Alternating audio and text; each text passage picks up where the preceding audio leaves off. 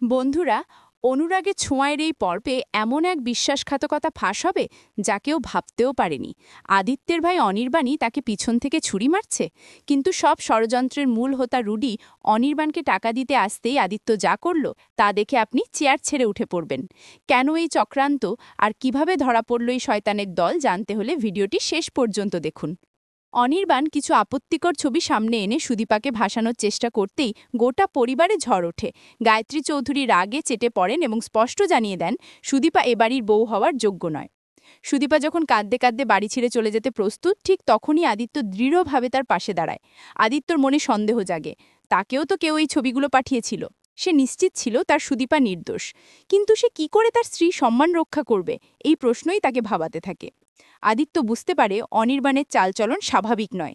সে যখন অনির্বাণকে চেপে ধরে জানতে চায় এই ছবির উৎস কী, তখন অনির্বাণ আসল কথা লুকিয়ে উল্টো আদিত্যকে উস্কানি দেয়।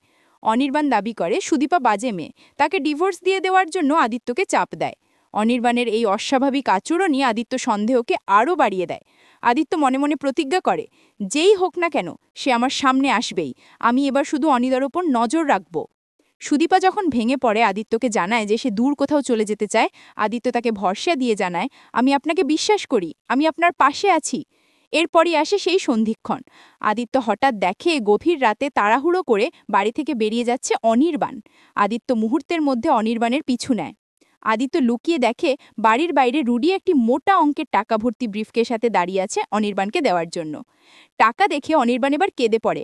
সে হাত জোর করে রুডিকে বলে, আমার আর টাকা চাই না, প্লিজ আমাকে মুক্তি দিন, আমি আমার ভাইয়া সুদীপার জীবন এভাবে নষ্ট করতে পারছি না। অনির্বাণ তার অপরাধ বোধ প্রকাশ করে। ঠিক সেই মুহূর্তে আর নিজেকে সামলাতে না পেরে আদিত্য বুম! আদিত্য সামনে এসে দাঁড়ায়। সে পুরো ঘটনাটি নিজের চোখে দেখে ফেলে। ক্ষোভে ফেটে পড়ে আদিত্যর সঙ্গে সঙ্গে রুডির মাথায় বন্দুক তাক করে।